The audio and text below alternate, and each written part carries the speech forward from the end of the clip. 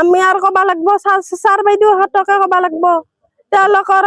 শিক্ষাৰ সেনেহেন হ'ব লাগিব বুলি কম কাৰণ ছোৱালী 3 মাৰ্কত ধৰি তাই সমাজ বিদ্যাত মোৰ ছোৱালীও দিছি তাই 3 মাৰ্কত ধৰি ফেল কৰিছে সমাজ বিদ্যাত গতিকে এই শিক্ষাৰে গাফিলতি থৈছি কাৰণ কি কাৰণত ক্লাছ কৰবা আৰি বোলে ছাৰ বাইদেউ বোলে ৰ'দ পুৱাই বোলে বহি থাকে ক্লাছ কৰবা আৰি সকল কিছুমান ছাৰে গোটেইকেইটা ছাৰে নহয় সেনেহেন তাৰপিছত আৰু সংস্কৃতৰো আমি বহি চাইছো সংস্কৃতৰ এটা আখৰো নাই শিক্ষাই নাই যেতিয়া এই যি মানে টেষ্টৰ পৰীক্ষা যায় তেতিয়া তাৰমানে তাহাক ক্লাছ কৰবা মাতছি তাহোঁ তাতে পঢ়িবা ঘৰত পঢ়িবা লাগে না তাহোঁ এতে ক্লাছ কৰবা আহিবা লাগে এই অসুবিধাখিনিৰ কাৰণে আপোনালোকে প্ৰধান শিক্ষক জনাইছিল জনা নাই অৱশ্যে আমি সেইটো জানা নাছিলো আমি আমাক কোৱা নাই সেইটো একদিন মানে 9ত তাহোঁ গাৰ্জেন মিটিং দিছি আৰু তাৰ বাদে আৰু গাৰ্জেন মিটিং নাই যদি তেওঁলোকৰ পঢ়াত যদি বহিয়া হৈছিল আমাক তাহোঁ গাৰ্জেন মিটিং দি আমাক জনাব লাগছিল বোলে এনেহেন হৈছে আপোনাৰ ছোৱালীটো পঢ়াত কিন্তু এনেহেন আমাক সেনেকে জানলি আমি অলপ হলেও গুৰুত্ব দিলো হৈ ঘৰত আমি বহুত বৰ্তমান বেদনাত আছো আমি যোৱাকালি এইখিনি খবৰ পাইছো তো খবৰ পাই যোৱাকালিৰ পৰাই আমি বহুত কষ্ট পাইছো আচলতে কাৰণ এইখন স্কুলৰ পৰা মই নিজে পাৰ হৈ যোৱা তো আমি সেইকাৰণে আজি লগে লগে ইয়াত বিদ্যালয়ত আহি উপস্থিত হৈছো তো ইয়াত এতিয়া চাব গ'লে এনেকুৱা এটা বেয়া লগা অৱস্থাটো আমি এক পক্ষ হিচাপে কাকো আমি দোষাৰোপ কৰিব আচলতে নোৱাৰো কাৰণ আমি যেতিয়া কথা পাতিলো ইয়াত গম পালো এতিয়াও 8জন শিক্ষকৰ অভাৱ আছে যদি শিক্ষকৰ অভাৱ থাকে এতিয়া ইয়াত ক্লাছ 10ত যোৱা বছৰ 58 ষ্টুডেণ্ট আছিল 58 ষ্টুডেণ্ট থকাৰ পিছত তাত এটা ছেকশ্যনত ক্লাছ কৰিছে এইটো সম্ভৱে নহয় আপোনালোকে বিদ্যালয়ৰ আন্তঃগাঁথনি চাব পাৰে 58 ষ্টুডেণ্টক এটা ছেকশ্যনত পঢ়োৱাটো পচিবল নহয় তাৰপিছতো যদি এটা ছেকশ্যনত পঢ়াই আছে তো কিবাহৰ অভাৱত পঢ়াই আছে ইয়াত দুজনকৈ দুটা ছেকশ্যন কৰি শিকাব পৰাকৈ ইয়াত শিক্ষকৰ অভাৱ আছে তো এই অভাৱখিনি কোনে দূৰ কৰিব লাগিব এই অভাৱখিনি চৰকাৰে দূৰ কৰিব লাগিব আজিৰ অসমৰ আটাইতকৈ কৌতুকটো হ'ল শিক্ষাৰ ক্ষেত্ৰত অসম চৰকাৰে কাম কৰিছে আটাইতকৈ ডাঙৰ কৌতুকটো এইটো আৰু আমি আগৰ পৰা ছাত্ৰ সন্থাই কৈ আহিছো যে বৰ্তমানৰ শিক্ষামন্ত্ৰীজন অসমৰ আটাইতকৈ ব্যৰ্থ শিক্ষামন্ত্ৰী যাক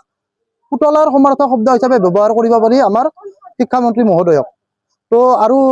আমি ৰজাৰ কথা যদি ক'ব যাওঁ যিখন দেশত ৰজাজন যদি বেপাৰী হয় তাৰ সেই দেশৰ নাগৰিকখিনি ভিখাৰী হ'বই আমাৰ ৰজা আমি ৰাণীৰ কথা ক'ব গ'লে তেখেতে ইণ্টাৰনেশ্যনেল স্কুল প্ৰাইভেটকে তেখেতে খুলিছে তো তেখেতে যদি প্ৰাইভেট স্কুল খোলে তো অসমত তেনেকুৱা এটা পৰিৱেশ হ'ব লাগিব যাতে ৰাজহুৱা প্ৰতিষ্ঠানবিলাক শিক্ষানুষ্ঠানবিলাক নোহোৱা হয় যাৰ প্ৰভাৱ আমি ইয়াত দেখা পাইছো ইয়াত যিটো অৱস্থা হৈছে তো ইয়াৰ পিছত কোনোবা অভিভাৱকে ইয়াত চৰকাৰী স্কুল খণ্ডত পঢ়াব নেকি নিজৰ শিক্ষাৰ্থীক ছাত্ৰ ছাত্ৰীক তো তেওঁলোকে প্ৰাইভেটলৈকে যাব লাগিব যিটো আন্তঃগাঁথনি তেওঁলোকে আৰম্ভ কৰিছে ৰাণীয়ে তো এই চৰকাৰে যিটো কৰিব বিচাৰিছে তো সেই বস্তুতে ইয়াত যেন হৈ গৈ আছে তো গতিকে চৰকাৰক আমি কৈছো যে তেওঁলোকে এইবিলাক অলপ গুৰুত্ব দিয়ক নিজৰ মুনাফাটো সদায় বিচাৰি থাকিলে নহ'ব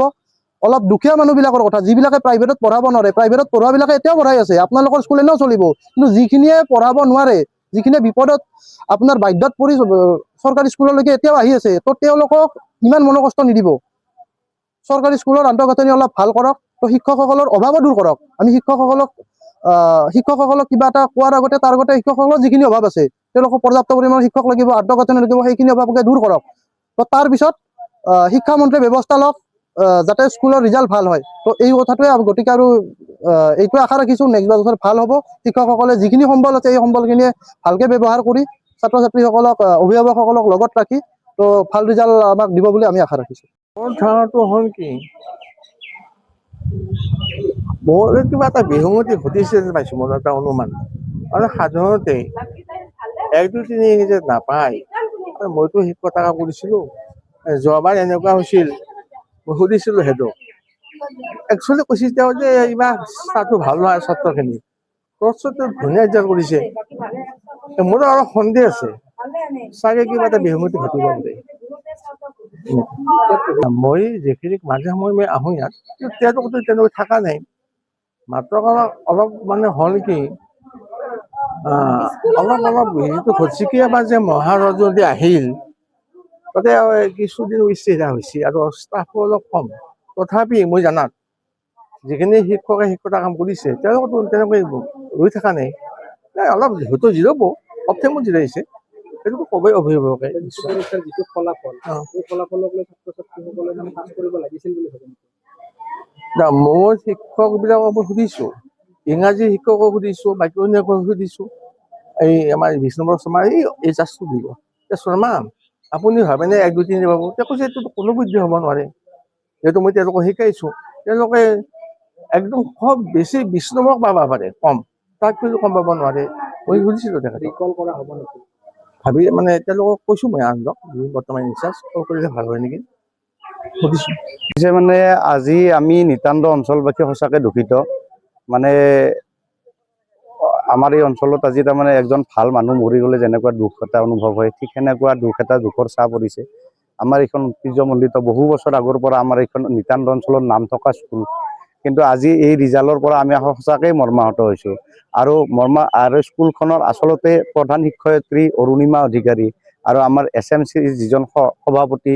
তেখেতৰ তাৰমানে এই দুইজনৰ গুৰুত্বহীনতাত আজি স্কুলখনৰ এই অৱস্থা। তেখেত দুইজনে মাত্ৰ তাৰমানে আজি 1 বছৰমানৰ পৰা মাত্ৰ ঠিকাৰ কামত লাগি গৈছে। ইয়াতে যিমান কাম আহে কিবা আহে, দুয়োজনে ঠিকা ক'ত মিস্ত্ৰী ক'ত গাজল কি কিনব লাগে এইবিলাকতে ব্যস্ত থাকি স্কুলখনৰ আমাৰ দুখীয়া ল'ৰা ছোৱালীৰ ভৱিষ্যত অন্ধকাৰৰ দিশে ঠেলি দিছে। আৰু আগতে কেনেকুৱা আছিল ইয়াৰ ফলাফল? আগতে আজিৰ পৰা এইখনতো নাম থকা স্কুল, বিদ্যাভৱন বুলি ক'লে আমাৰ বজালিত নাম আছে, কিন্তু আজি মোটামুটি ধৰক 6 7 8 বছৰমান আগৰ পৰা স্কুলখন লাহে লাহে ধ্বংসৰ মুখলৈ যাই আছে। আৰু ধ্বংসৰ মুখলৈ যাই থকা একমাত্ৰ কাৰণে হৈছে কেইজনমান মানুহৰ কাৰণে। কেইজনমান মানে আমাৰ SMC কমিটিত গাৰ্জেন থাকিব লাগে, তেতিয়াহে গাৰ্জেনটো মানে ল'ৰা ছোৱালীৰ কি অভাৱ অভিযোগ এইবিলাক গম পোৱা যায়। SMC কমিটিত গাৰ্জেন নাই একজন, আপোনাৰ দুখৰ কথা একজন গাৰ্জেন নাই। সকলোৰ যিকেইজন আছে SMC কমিটিৰ সভাপতি হওক বা বাকী কেইজন মানে প্ৰধান আমি যোগাযোগ কৰিছিলো, প্ৰধান শিক্ষকে কৈছিল যে ল'ৰা ছোৱালীসকলক আচলতে দোষাৰোপ কৰিব বিচাৰিছে। এই ক্ষেত্ৰত আচলতে আপোনালোকক কিবা জনাইছিল নেকি? আমাকতো একো জনা নাই। আৰু তেখেত আজি ৰিটায়াৰ্ড হৈছে, আজি 4 5 দিন আগত ৰিটায়াৰ্ড হৈছে, গতিকে তেখেতে আৰু গাঁৱৰা মন্তব্য দিছে কথাটো এইটো, কিন্তু দোষী তেখেতে কি নাম তেখেতৰ? অৰুণিমা অধিকাৰী। আৰু আজি চাওক মেট্ৰিক পৰীক্ষাত 2 মাহ আগত এতে মহাৰাজত জয়ন্তী পাতিছে, বহুত উৎসৱ কৰি মহাৰাজত জয়ন্তী পাতিছে 2 মাহ, মেট্ৰিক পৰীক্ষাত 2 মাহ আগত। তাৰে 3 মাহ 4 মাহ আগৰ পৰা শিক্ষক শিক্ষয়িত্ৰী হওক বা SMC কমিটি হওক সকলোৱে খালি পইচা তোলাত ব্যস্ত, ফাংচন পাতাত ব্যস্ত। কেইটামান চলি যি দুখীয়া মানুহৰ ল'ৰা ছোৱালী যি ইয়াৰ পৰা মেট্ৰিক দিব ভৱিষ্যত পৰিকল্পনা কৰিছে, সেইবিলাক কোনো গুৰুত্ব সাৰহীন নহলে। 58 গৰাকী মেট্ৰিক পৰীক্ষা দিছিল, 58 গৰাকীৰ মাত্ৰ 8 গৰাকী পাছ কৰি বাকী 50 গৰাকী ফেইল কৰিছে।